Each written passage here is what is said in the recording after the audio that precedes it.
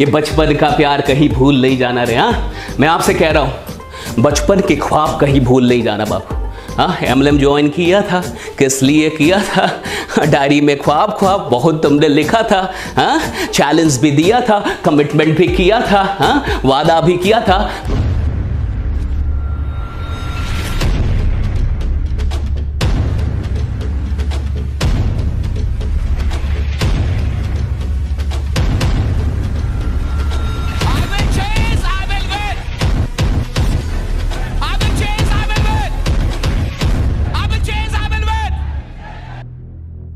वसूलों पे जब आँच आए तो टकराना जरूरी है।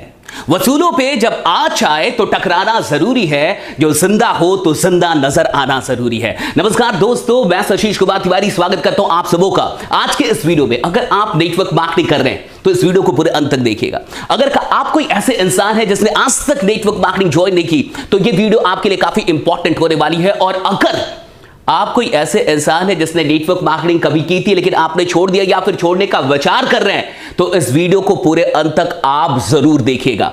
आइए दोस्तों, आज के इस टॉपिक को जानते हैं। टॉपिक है कि एमएलएम से मिलेगी असली आजादी। आखिर असली आजादी का अर्थ क्या है? क्या वाकई देश के आजाद होने से आप भी आजाद हो चुके हैं? एक एक करके हम लोग जानेंगे और इसे पूरा समझेंगे। इस वीडियो को पूरे अंत तक देखिएगा, यह काफी काम की वीडियो होने वाली है। और अगर कोई भी आपका ऐसा लीडर है जो आपकी टीम में है लेकिन एक्टिव नहीं है, इनएक्टिव हो चुका है, पैसिव मोड में चला गया, काम नहीं कर रहा, तो आज की इस वीडियो को ऐसे सारे लीडर्स के पास जरूर शेयर कर दीजिएगा, जरूर पहुंचा दीजिएगा। सबसे पहले समझते हैं कि असली आजादी क्या है। क्या देश का आजाद हो जाना ही असली आजादी है? पहला सवाल है मेरा।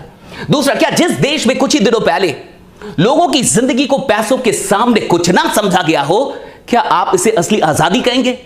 क्या आप भूल गए कि कुछ ही महीनों पहले जब लोग कोविड से परेशान थे तो वहां पे इंसानियत बिक रही थी? 1000 रुपए की चीजों को 90,000 और लाखों रुपए में बेचा जा रहा था। क्या आप इसे असली आजादी कहेंगे? और तीसरी चीज, क्या जिस देश में युवा बेरोजगारी की मार झेल रहे हो, क्या आप इसे असली आजादी कहेंगे? मैं आपसे यह सवाल करता हूं और इन सवालों का जवाब मुझे आपके यहां के कमेंट बॉक्स में चाहिए। कमेंट बॉक्स में मुझे जरूर जवाब दीजिए कि क्या यही असली आजादी है? कोई देश आजाद हो गया तो क्या देश का हर एक इंसान, हर एक परिवार सच में आजाद हो चुका है, या फिर अभी भी वो कई चीजों की गुलामी झेल रहा है? एक एक करके थोड़ा सा समझते हैं। पहली चीज समझते हैं कि असली आजादी का अर्थ क्या है। आप अपने मन से मजबूत हो, ना कि डर के गुलाम हो। पहली चीज कि आपका मन जो है ये मजबूत होना चाहिए, ना कि डर का गुलाम होना चाहिए। आज हम डरे हुए हैं, हमारे मन में डर है। मैं देखता हूं कि बहुत सारे लोग पैसा लगाने से डरते हैं, बिजनेस शुरू करने से डरते हैं। लोग पढ़ाई तो कर रहे हैं लेकिन उनको नौकरी मिलेगी या नहीं मिलेगी इसका डर है। लोग तैयारी कर रहे हैं लेकिन उस तैयारी के बाद वो सफल होंगे या नहीं होंगे इसका डर है। आज 20-25 साल की एजुकेशन लेने के बाद भी इंसान को इस बात का डर है कि वो अपने परिवार को चला पाएगा कि नहीं। सवाल सपनों का नहीं, आवश्यकताएं भी पूरी होंगी कि नहीं, इसका भी डर है। आज लोगों को डर है कि आज वो अगर नौकरी कर रहे हैं तो उनकी नौकरी कब चली जाएगी उनको नहीं पता। उनकी नौकरी से उनके वेतन को कब कम कर दिया जाएगा उनको नहीं पता। क्या ये डर नहीं है? देखिए, अगर आप डर के अंदर जिंदा हैं तो आप गुलाम हैं। इसे असली आजादी नहीं कहते। असली आजादी वो है जहां डर ना हो। अगर किसी भी प्रकार के डर के अंदर आप जी रहे हैं तो साहब अभी आप आजाद नहीं, अभी आप बहुत गुलाम हैं। और आप झांकिए अपने अंदर, अपने दिल के अंदर झांकिए, अपने जीवन के अंदर झांकिए और पूछिए अपने आप से कि कितने प्रकार के डर से अभी आप घिरे हुए हैं। तो क्या यह असली आजादी है? क्या सच में इस देश के आजाद हो जाने से आप भी आजाद हो चुके हैं? दूसरी चीज, आपको आर्थिक तंगी में ना जीना पड़े। असली आजादी का यह मतलब है कि आपको आर्थिक तंगी में ना जीना पड़े। अगर आज भी आप आर्थिक तंगी में जी रहे हैं, अगर आज भी 2021 में आपका परिवार आर्थिक तंगी में जी रहा है तो किस बात की आजादी है ये? क्या आप सच में आजाद हैं? अगर आज भी आपके पास पैसों के चलते परिवार में कलह हो रही है, परिवार टूट रहा है, दो भाई आपस में लड़ रहे हैं, परिवार के अंदर बंटवारा हो रहा है पैसों के चलते क्योंकि पैसे नहीं है, तो क्या आप इसे असली आजादी कहेंगे? अगर आप आर्थिक तंगी में जी रहे हैं तो आप किसी प्रकार से आजाद नहीं है। आप गुलाम हैं और आप आर्थिक तरीके से गुलाम हैं, आप गरीबी के गुलाम हैं। इस बात को समझिए। आपको काम मिले और उस काम में बड़ी संभावना मिले, सबसे बड़ी बात यह। सिर्फ काम नहीं चाहिए हमें, काम में बड़ी संभावना भी होनी चाहिए, तब आजादी है साहब। आपने किसी को काम दे दिया लेकिन वो 100 रुपए ही कमा सकता है, उस काम में उसकी कोई आजादी नहीं आने वाली। काम ऐसा हो जहां बड़ी संभावना हो कि अगर मेरे अंदर पोटेंशियल है, अगर मैं मेहनत कर सकता हूं, अगर मेरे अंदर क्षमता है तो मैं उस बड़ी संभावना तक पहुंच सकता हूं। मैं शून्य से शुरू करके शिखर तक पहुंच सकता हूं। ऐसी संभावना दीजिए, तब असली आजादी। लेकिन अगर ऐसी चीज नहीं तो फिर किस बात की आजादी है? आप देखिए कि आज बीटेक और एमबीए करने के बाद भी, कई लोग पीएचडी करने के बाद भी आज ऐसी ऐसी नौकरियों की फॉर्म भरते हैं जो कहने में भी शर्म आती है साहब। तो फिर किस बात की आजादी है? आप क्या इसे आजादी कहेंगे? बहुत गौर से समझिए और आप देश को अपना समझ पाए और इसके लिए कुछ कर पाए, ये असली आजादी है। अगर लोग देश को अपना समझते तो क्या इंसानियत बिकती? अगर लोग देश के लोगों को अपना समझते तो क्या लोग जब उनके सामने मर रहे होते तो क्या हॉस्पिटल के बेड की नीलामी होती? क्या काला बाजारी होती दवाइयों की? अपने आप से पूछे। हम आजाद तो हो गए, लेकिन हम अपने देश के और देश के लोगों को कितना अपना मानते हैं? हर इंसान के दिल में देश कितना धड़कता है भारत में? जरा पूछिए अपने आप से कि कितना अधिक भ्रष्टाचार है, कितना करप्शन है इस देश में। अगर कोई देश को अपना माने, देश के लोगों को अपना माने, तो वो भ्रष्ट कैसे हो सकता है? अगर कोई भी इंसान इस देश को, कोई भी पदाधिकारी, कोई भी उच्च स्तर पे, ऊंचे पद पे बैठा नेता या फिर पदाधिकारी अगर अपने देश को अपना मानेगा तो अपने ही लोग को कैसे ठग सकता है वो? क्या इसे आप असली आजादी कहेंगे? हम अंग्रेजों से आजाद हो चुके हैं, लेकिन क्या सच में इसे ही हम असली आजादी कहेंगे? क्या अभी भी हम गुलाम नहीं है? कई तरीकों से गुलाम नहीं है। हमारी मानसिक सोच इतनी गिरी हुई है कि हम अपने देश को अपना नहीं मानते, अपने लोगों को अपना नहीं मानते, तभी तो उन्हें ठगते हैं, तभी तो हम भ्रष्ट होते हैं। तो फिर क्या इसे आप आजादी कहेंगे? हम किस प्रकार की एजुकेशन को ले रहे हैं? हमें कैसी शिक्षा मिल रही है? हम किस प्रकार के लोग बनाए जा रहे हैं? हमारी मानसिक जो वृद्धि वो कैसी है? हमारा दिल कैसा है? कितनी पवित्रता हमारे दिल में? और क्या यही आजादी है? और अगर यही आजादी है तो ये बकवास आजादी है। आगे बढ़ते थोड़ा सा, राइट? एमएलएम से कैसे मिलेगी आजादी? असली आजादी एमएलएम से कैसे मिलेगी? आज मैं आपको यह बता रहा हूं, बहुत गौर से समझिए। एमएलएम में सबके लिए अवसर है। आजादी का यही मतलब है कि अवसर सबके लिए होना चाहिए। आज लोग बीटेक एमबीए करने के बाद भी इस देश में सबको अवसर नहीं मिल रहा, सरकारें अवसर नहीं दे पा रही, संस्थाएं अवसर नहीं दे पा रही, लेकिन multi level marketing, network marketing, direct selling सबको अवसर देती है। क्या आप इसे असली आजादी नहीं कहेंगे? और ये अवसर बड़े हैं, संभावनाएं बड़ी हैं, छोटी संभावना नहीं देती, बड़ी संभावनाएं, और कोई किसी प्रकार का डिस्क्रिमिनेशन नहीं करती, भेदभाव नहीं करती। आपकी जात क्या है, आप कितने पढ़े लिखे हैं, आप कितने टैलेंटेड हैं, कितने नंबर लाए, कितनी डिग्री आपके पास, इस प्रकार कि किसी भी भेदभाव से दूर एमएलएम हर इंसान को वही अवसर देती है जिस अवसर को आज आप लोगों को देख रहे हैं कि किस तरीके से उस अवसर का फायदा उठा के लोग अपनी जिंदगी को बदल रहे हैं। दूसरी चीज, बहुत कुछ लगना ही नहीं है इसमें। भैया असली आजादी यही है, मैं कुछ बड़ा करना चाहता हूं लेकिन मेरे पास बड़े पैसे नहीं है, मैं कुछ बड़ा करना चाहता हूं लेकिन मेरे पास उतना टैलेंट नहीं है, मैं कुछ बड़ा करना चाहता हूं लेकिन मेरे पास उतनी डिग्रियां नहीं है, मैं कुछ बड़ा करना चाहता हूं लेकिन मेरे पास उतनी नॉलेज नहीं है, मैं कुछ बड़ा करना चाहता हूं लेकिन मेरे पास उतना स्किल नहीं है। और ये सब क्यों नहीं है? क्योंकि मुझे दिया नहीं गया साहब। इसलिए नहीं है क्योंकि मुझे दिया भी नहीं गया, मेरी स्कूलिंग खराब हुई, मुझे जिस कॉलेज में भेजा गया उस कॉलेज में पढ़ाई नहीं हुई, और ये सारे सरकारी तंत्र हैं, इन सरकारी तंत्र ने मिलकर मुझे नालायक बनाया, मुझे ऐसा बनाया कि मैं किसी काम के लायक नहीं हूं। लेकिन मेरे दिल के अंदर जो ख्वाहिश है मेरे दिल के अंदर कि मुझे कुछ बड़ा करना है, और उस चीज के लिए अगर मुझे कोई अवसर दे सकता है, कोई बड़ा अवसर दे सकता है, तो साहब वो तो एमएलएम है, क्योंकि यहां कुछ बड़ा लगना नहीं है, यहां कुछ बड़ा नहीं लगता। छोटी सी चीजों से, छोटे से एक अमाउंट से काम शुरू हो जाता है। ये बहुत बड़ी बात है। एक बात समझ आई, आज का जो हमारा युवा पीढ़ी है ना, ये बचपन का प्यार कहीं भूल नहीं जाना रे। हाँ, मैं आपसे कह रहा हूं, बचपन के ख्वाब कहीं भूल नहीं जाना बाबू। हाँ, एमएलएम ज्वाइन किया था, किस लिए किया था? डायरी में ख्वाब बहुत तुमने लिखा था। हाँ, चैलेंज भी दिया था, कमिटमेंट भी किया था, हाँ, वादा भी किया था। बाबू इस सब चीज को भूल नहीं जाना। बचपन का प्यार तो छोड़ो, बचपन के ख्वाब मत भूलना। और तुमने जो एमएलएम ज्वाइन किया था ना, इसलिए किया था कि तुम कुछ बड़ा करने वालों, कमिटमेंट लिया था, किसी से वादा किया था, हाँ, किसी को चैलेंज दिया था कि करके दिखाऊंगा, और इतनी जल्दी छोड़ने का इरादा कर लिया, इतनी जल्दी आप हार गए क्योंकि रिजल्ट नहीं मिल रहे और रिजेक्शन से नहीं लड़ पा रहे। अरे साहब, आजादी, किसी भी आजादी के लिए कुर्बानी देनी पड़ती है, सैक्रिफाइस करना पड़ता है, लड़ना पड़ता है, लड़ाकू होना पड़ता है। अगर आप लड़ नहीं सकते तो आजाद नहीं हो सकते। हर आजादी एक लड़ाई है, एक सैक्रिफाइस, एक कुर्बानी है। एक बात आपको याद होगा ना, 13 अप्रैल 1919, याद है आपको? 13 अप्रैल 1919 जालियांवाला बाग हत्याकांड हुआ था, और उस हत्याकांड को एक छोटा सा बच्चा देखा था, और उस छोटे से बच्चे ने उस मिट्टी को हाथ में उठा के और उस मिट्टी की सौगंध, शपथ ली कि मैं इसका बदला लूंगा।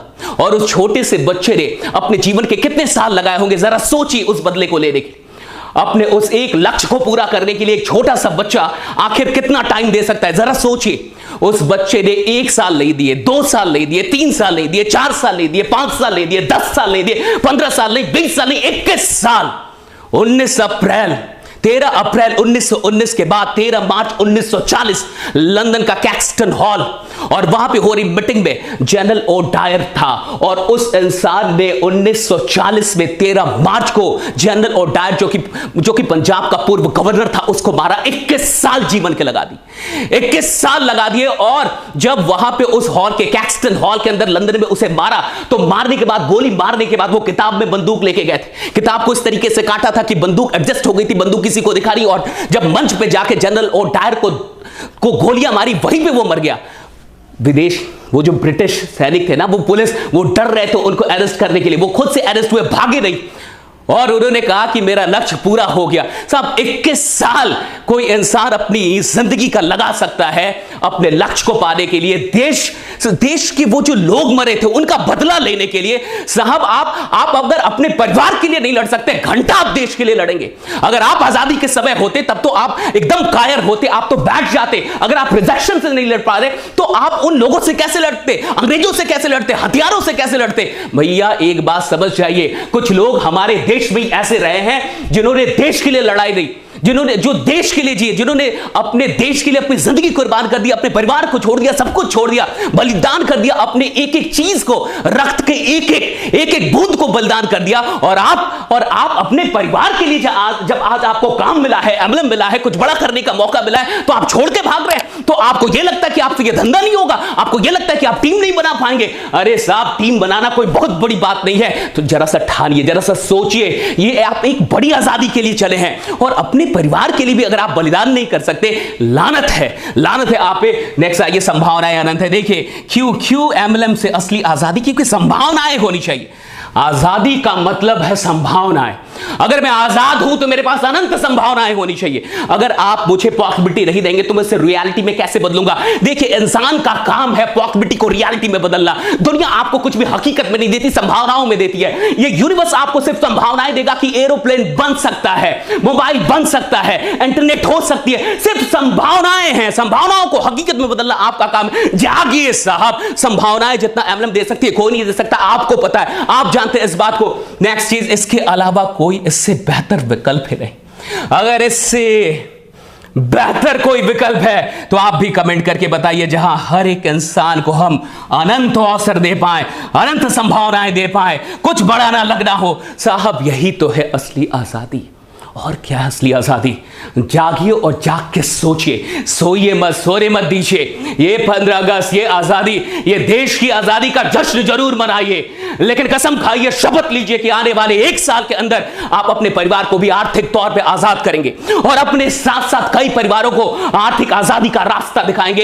एमएलएम से प्यार अगर आपको नहीं है ना साहब, तो मैं आपसे कहता हूं आपको आजादी से भी प्यार नहीं है, और आपको असली आजादी आज तक समझ में नहीं आई है। ईएमआई पे जीने वाले लोग और बेकार की चीजों में, या फिर बेकार की चीजों के द्वारा मानसिक तौर पे गुलाम बना दिए गए लोग हमेशा ये कहते हैं मुझसे नहीं होगा, हमेशा ये कहते हैं मुझसे नहीं होगा, हमेशा डरते हैं। अरे डर के गुलाम हो तुम, और जो इंसान डर का गुलाम है वो खाक कोई इतिहास रचेगा।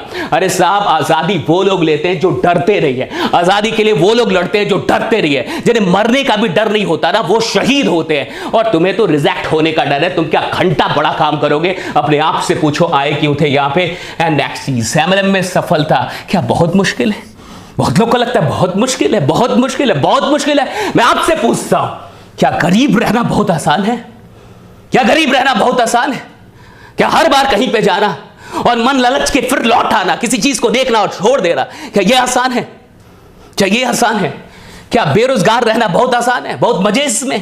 क्या आसान है बेरोजगार रहना? पूछिए एक बेरोजगार युवा से जो घर पे बैठा है, जो रोज घर की कई बातें सुन रहा है, जिसके घर का मौन भी उसे टॉर्चर कर रहा है, जिसके घर की शांति भी उसे बार बार कुछ कह रही है। पूछिए उस इंसान से जाके कि क्या बेरोजगार रहना आसान है? क्या घर बैठे रहना और कुछ अच्छा होगा इसका इंतजार करते रहना, क्या ये बहुत आसान है? क्या सरकारी नौकरी की तैयारी में अपने जीवन का आधा हिस्सा, आधा जीवन गवा देना ये आसान है? साहब मैं आपसे कहता हूं कि अगर एमएलएम करना मुश्किल है तो पूछिए कि क्या गरीब रहना आसान है? क्या एवरेज रहना आसान है? क्या ऑर्डिनरी रहना आसान? साहब जागिए, मुश्किल तो दोनों ही है साहब। अमीर बनना भी मुश्किल है, गरीब रहना भी मुश्किल है। आपको कौन सा मुश्किल पसंद है? आप किस मुश्किल के लिए अपनी जिंदगी को वाकई सैक्रिफाइस करना चाहेंगे। मुझे पता है साहब, गरीब रहना भी बहुत बहुत मुश्किल वाली चीज है। हाँ, ऑर्डिनरी रहना तो और मुश्किल, जहां लोग आपको ना जाने ना पहचाने, ना कोई आपको इज्जत दे, ये तो और मुश्किल जिंदगी होती है साहब। है तो सब कुछ मुश्किल, लेकिन किस मुश्किल के लिए आपको फना होना है, किस मुश्किल के लिए आपको अपनी जिंदगी लुटा देनी है, ये आपको तय करना है। मैं आज सिर्फ आपसे इतना कह सकता हूं, अगर एक उधम सिंह